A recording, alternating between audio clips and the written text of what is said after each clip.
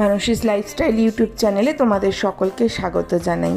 কেমন আছো তোমরা? আশা করি সবাই ভালো আছো, আমিও ভালো আছি। আজকে তো সানডে, তো বাড়িতে নিশ্চয়ই স্পেশাল কিছু হয়েছে। আমাকে কমেন্টে জানিও কিন্তু আজকে তোমাদের বাড়িতে কি কি স্পেশাল হয়েছে। তো আমি কি স্পেশাল রান্না করেছি সেটাই আজকে দেখিয়ে দিচ্ছি। চলো ঝটাপট রেসিপিটা দেখিয়ে দিই। আজকে বানিয়েছিলাম একদম পাতলা করে যে মাছের ঝোল হয় সবজি দিয়ে, সেই মাছের ঝোল। তো প্রথমে নুন হলুদ মাখিয়ে মাছগুলোকে আমি হালকা করে ভেজে নিয়েছি। এরপরে কড়াইতে ওই মাছ ভাজার তেলেই বড়িটাকে হালকা করে ভেজে তুলে রেখেছি। এইবার জিরে ফোড়ন দিয়ে সাথে আলু পটলগুলোকে ভালোভাবে ভেজে এবার একটু হলুদ দিয়েছি। এবার আদা জিরে বাটা আর টমেটো দিয়ে ভালোভাবে কষিয়ে কাঁচা লঙ্কা দিয়ে জল দিয়ে দিয়েছি যতটা পরিমাণ ঝোলের প্রয়োজন।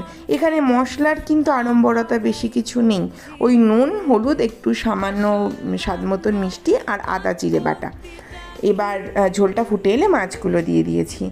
এই মাছের ঝোলটা বাটা মাছে খুব ভালো হয়, কিন্তু ব্যাঙ্গালোরে তো বাটা মাছ পাওয়া যায় না।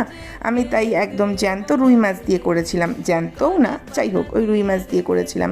আমার ভিডিওগুলো ভালো লাগলে আমার চ্যানেলটাকে সাবস্ক্রাইব করো। টাটা।